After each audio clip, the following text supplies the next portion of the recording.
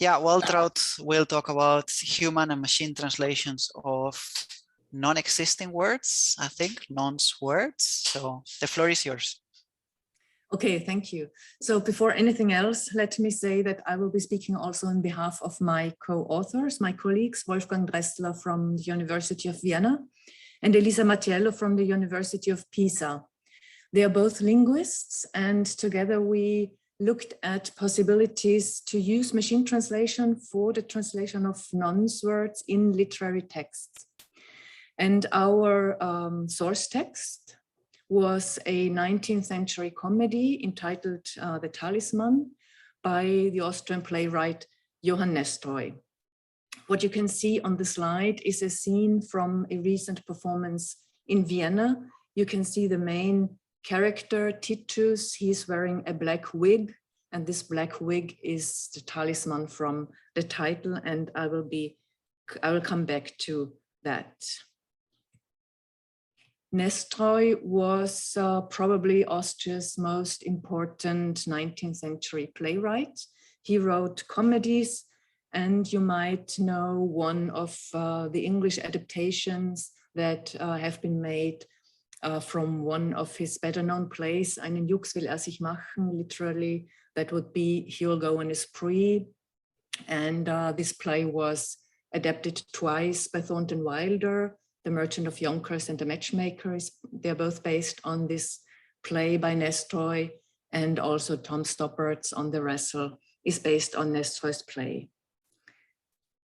Nestroy's fame very much rests on his creative use of language. He uses and mixes different registers, standard German, colloquial German, and also Viennese dialect. And yesterday we had a very nice paper on the translation of dialects. And then Nestroy relied very much on wordplay, on puns, and on nonce words, or occasionalisms, as we might call them. Occasionalisms, nonce words, are expressions, words that a writer coins for a particular occasion in a literary work, and words, expressions that do not later on get picked up by other writers, do not enter mainstream language as neologisms would do. And Nestroy used these nonce words, occasionalisms, for character portrayal, to achieve satirical, humorous effects, for metalinguistic reflections, and quite generally we can say whenever writers foreground stylistic features such as new coinages, they defamiliarize language and thereby offer, we could say, a potentially more intense literary experience to their audience. The Talisman is probably his masterpiece. It is widely regarded to be his masterpiece. And so far it has been translated into English 3 times. In 1967, the first time by Max Knight and Joseph Fabry, 20 years later by Robert Harrison and Katrina Wilson. And then in 1997, Bridget Simon Gerdes translated the play as part of her MA thesis in theater studies at the University of Alberta in Edmonton.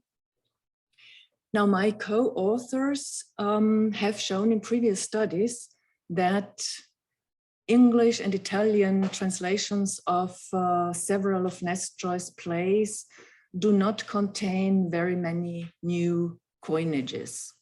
So there seems to be a widespread reluctance among translators, and that's also true for the Talisman, to create new target expressions. They prefer to normalize new coinages, paraphrase them, or omit them altogether. And we can think of a number of reasons why translators would do that. It could have to do with what Lawrence Venuti has described as a tendency of translators to strive for transparent discourse. So a reluctance to make themselves visible on the textual level, for example, by avoiding new coinages. It could be that translators don't want to overwhelm or overburden their audience. Or it could be due to a lack of inspiration at the moment of translation. In any case, this absence or near absence of new coinages in the English translations spiked our interest, and we wanted to see whether machine translation could have something to offer, could give us human translators ideas, serve as a source of inspiration, or as Antonio said in his keynote, for exploration. So we used Google Translate and DeepL for display, and the questions we wanted to explore were how the two machine translation systems handled Nestroy's occasionalisms, whether there are particular types of occasionalism that were translated more successfully by the two engines than others, whether there are significant differences between the two engines, and most important of all, whether some of the machine-generated versions would be viable solutions, or let's say interesting enough candidates to be considered by human translators. So what we had in mind was not a classic post-editing scenario where a human translator would use a machine translation of the whole play and post-edit it. So we did not analyze the machine translation quality for the whole play. What we had in mind was a scenario where human translators would use machine translated versions, suggestions as a source of inspiration, of exploration for a particular challenge, such as in our case, new words, unseen words. And as far as we know, our study is the first one to address the machine translation of new words in literary texts. Apart from the literary field, of course, there is a substantial body of research on machine translation of new words or of unknown tokens, as they're called. So unknown tokens in machine translation speech would be any textual material that has not yet been seen by the machine. So words, expressions that are not part of the training data, names, for example, but also numbers or errors. And such unknown tokens are still a great challenge for machine translation, including neural machine translation. What machines do is, for example, copy original words, original new words, in our case, into the target text. This strategy might work well in case of names, for example, provided, of course, that the names are spelled exactly the same in both languages, or in the case of numbers, again, provided that the numbers are spelled exactly the same in both languages. Then machines also use different segmentation techniques. One of those techniques is byte pair encoding. That's a technique where words are encoded as sequences on a subword level, sometimes even on the level of individual characters. And the most frequent sequences are then merged iteratively into larger units. And research has shown that this technique is especially promising and seems to be especially successful when it comes to the translation of new compounds. And as it happens, compounds are very frequent in Nestroy. So compounding is one of his preferred favorite occasionalistic strategies. He also uses derivations quite a bit, and to a much lesser degree, blends and some other strategies. What I would like to do now is show you two examples for derivations and two examples for compounds. And what I would like to show you is that in the instances I'm going to show you, the machines did actually produce quite interesting versions that we as human translators could actually use, either as they are presented by the machine or with slight modifications. So our first example, we have Titus speaking. Titus is the main character whom you've seen on the title slide. He is an itinerant barber. He's an outsider in society because he has red hair. Then he gets his hands on a black wig, and as soon as he has this black wig, he quickly starts to climb the social ladder. And Titus is also the character in the play to whom most puns, most wordplay, most nonce words, occasionalisms are attributed. So he epitomizes a sort of witty raisonneur in this play. What you can see in blue, just below the German passage, is the version offered by Google Translate, and I put it on the slide just as a sort of gloss for those of you who don't read German. And what I want to focus on is what I printed in bold. Here it's pomadiges Ungeheuer, and in particular the first word, pomadig, a derivation, a new German adjective that Nestroy derived from the noun pomade, which is the thing you can put into your hair, pomade. And you can see that both machines came up with new English adjectives, pomady and pomadic, monster. And if we compare this with the human translations, the first one, pomade peddler, is creative on a different level by introducing this PP alliteration. The second one, pomaded monster, uses the verb to pomade, which is not a new word, it does exist. And the third translation omits the adjective altogether. Our second example is a bit more complex. Again, we have Titus speaking, and he now talks about a chambermaid called Constantia, and he describes her as eine antichambrische Person.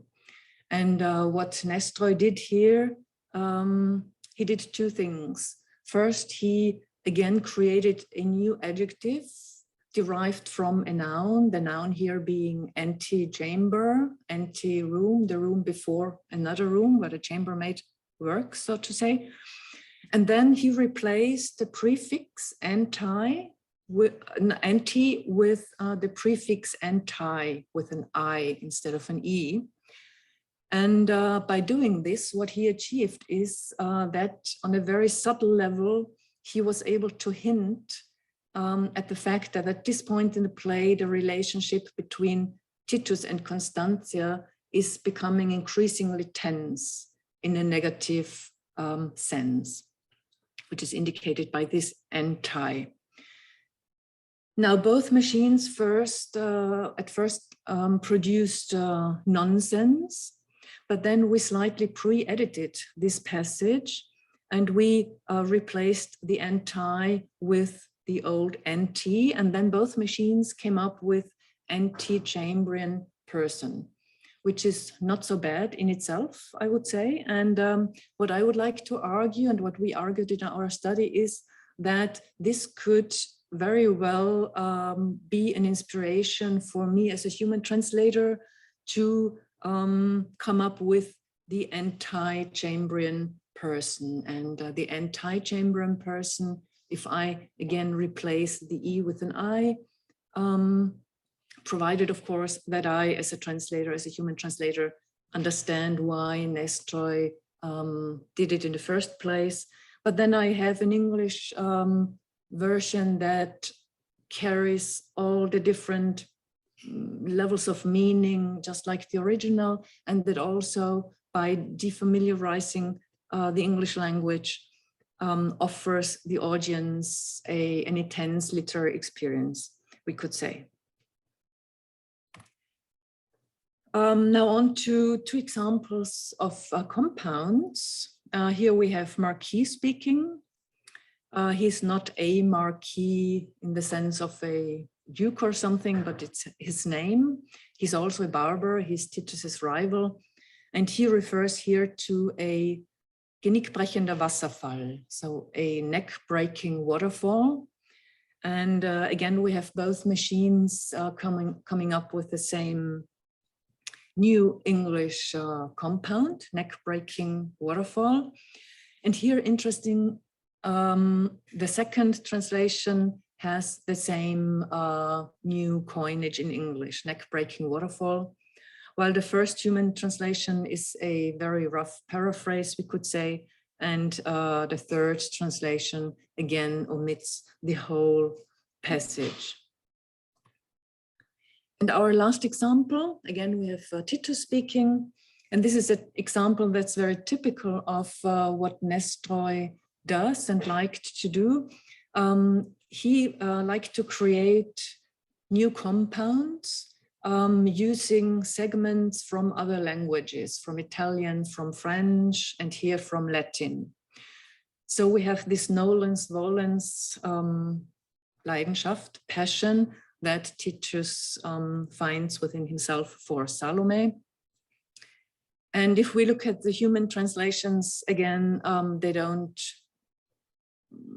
offer us anything to write home about. If we look at the machine translations, they're very similar. The only difference being that Google Translate deleted the hyphen, but it seems that both machines treated the Latin segments as unknown tokens and just copied those two words into the target text. And again, we could use these suggestions as human translators. We just would have to replace the capital N with a lowercase n, and we would have a viable solution that we could consider for our target text. One last thing that I wanted to show you, though, is that it is no by means always the case that the machines just copy such third language segments into the target text. They did in this case. Hat eine nolens-volens Leidenschaft gefasst. He's got a nolens-volens passion. That was our sentence. I just took out the subjunctive. But it very much seems to depend on the immediate surrounding textual material of what we put into the machine, and we get completely different target versions. For example, if we put in this, hat eine nolens-volens Leidenschaft gefasst, the same sentence, just not with a capital N, but with a lowercase n, and the nolens-volens disappears. So the machines chose other strategies to translate this. And we've got a willy-nilly passion. If we slightly restructure a sentence and have the passion as the grammatical agent, as fast in eine nolens-volens Leidenschaft, we have a passion for nothing. If we use a different verb, packt instead of fast, we get a no-nonsense passion. And so on and on. You can play around and you get all kinds of interesting solutions. So, and we don't know why that happens, except that it probably has to do with the material that surrounds those particular terms.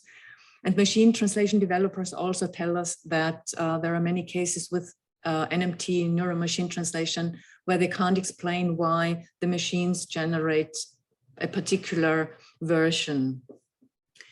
But what I wanted to show, what we wanted to show in our study is that there are many instances in which the machines do offer us interesting solutions that we then could use for our text.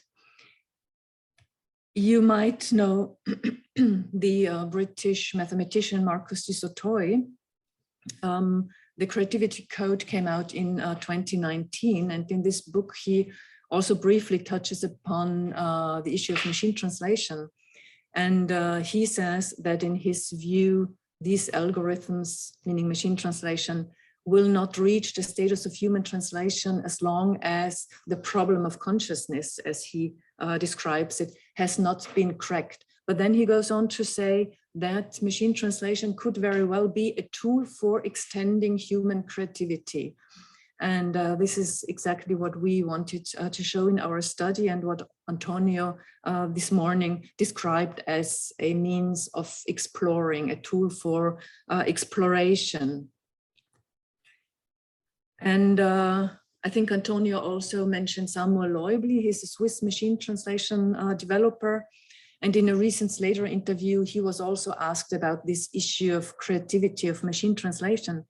And very similar to du Sautoy, he said that he doesn't think that machines are not truly creative in the sense that they would be able to think. But then he said something interesting. He said, it could at least seem as if machine translation was creative.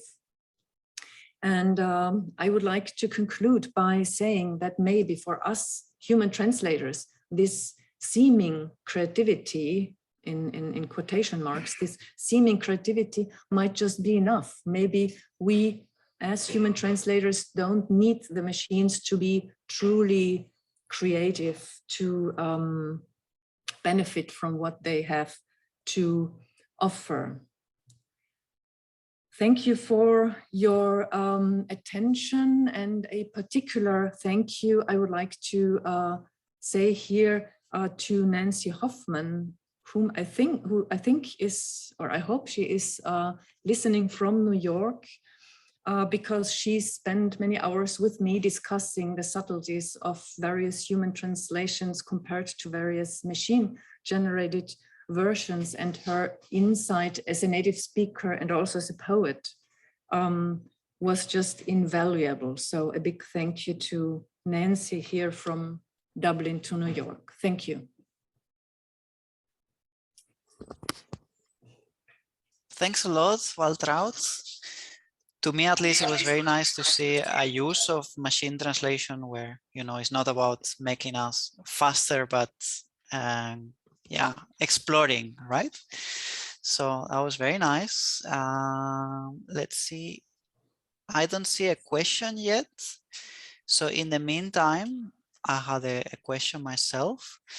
So towards the end, you show that you change a bit and then the output of the empty system changes. So then you say you can get changing something and get different, you know, ideas or inspiration. So yeah, I agree what you mentioned, that empty developers don't know what is happening exactly. And I was wondering, so these systems produce multiple translations, and at least in DeepL, you can access them. So I was wondering if you looked at this, or you consider this as a potential. So you know what I mean? You produce the translation with DeepL, and then where you have the nolens follens, for example, you could click and see other options that the machine provides. Yes. Yes, I know that DeepL does offer this, like a dictionary of synonyms or whatever. You can click on each word. We have not considered this in our study, but it is one issue for a future study, of course. Yes. Okay, thanks. Let's see, there is one question now. Let me get there. Rachel says, are the creative, between quotes, empty solutions not based on human creation solutions that have been fed into the machine? The source is human, essentially. Well, if you mean, Rachel, that the Nestroy text has already been or is on the internet as an English translation, then no, that is not the case. If you mean that any solutions produced by machines are, you know, eventually based on human material, then of course, yes, because whatever the machines produce are at some point based on human material. Yeah, maybe I have a quick follow-up since I don't see any other yet. So to me, it seems that I like the example of the pomade, for example. To me, it seems that the system knows the word pomade and the ending. You know, it knows this word and how to translate these endings, but it has not seen both things together. And it's this composition nature that it gets through what you were saying, this BPE. So it seems to me that there's some kind of creativity that you get thanks to the subword component. It has seen different pieces, but is able now to put it together and give you this word with a ending that is not in the use in the language. It's a nonce. Yes, it's a new exactly. word, right? Exactly. Yes. Mm-hmm. Okay. Oh, questions are now jumping. Let's see if we have time. So James says, does this issue of consciousness as a means of comparing machines with humans create issues? Our understanding of the human brain as operating simultaneously on many levels of consciousness and unconsciousness. It's hard to say that creativity comes purely out of the conscious brain functions. Yeah, well, I don't know. You know, this question of consciousness, what is it? I don't know, James. I don't know. Samuel Loible describes it as thinking. Du Sautoy calls it consciousness. We talk about creativity. But I agree that it doesn't come out of purely conscious processes. So creative solutions probably in many cases don't result from any conscious processes. Yes, I would agree. Okay, thanks. James says sorry and a smiley. And let's try to fit one last one from Giovanna. Says, I believe Neural MT is a treasure trove of possible alternatives to human translation solutions and alternatives that are freer, bolder, more extravagant than what any human translator might come up with. And for this very reason, I think they are really invaluable. When in the translation process, would you say the NMT is more beneficial to human translation? I would say as a downstream output rather than in progress. What do you think? I personally, what I envision for me, for myself as a translator, would be that I have the machine translation, let's say on a second screen, and I translate the text. And whenever I feel I'm stuck, I take a look what the machine suggests. And for example, with these new coinages, I probably have a problem. I hesitate. What do I do with that? And what I also envision is that maybe the machine contributes or allows me to be more courageous than I would otherwise be, because I think we all have the tendency to avoid new coinages. We, rarely are courageous enough to coin new words in the target language. But when I see it in the machine version and I see that it actually works in a sentence, it might just inspire me to be more courageous, to be freer, more creative in my own work. That's how I would see it as a possible scenario. Okay. Nice stuff. Thank you again. Time's up, so we'll have to move in 1 minute to the third and last presentation before the break. Thank you.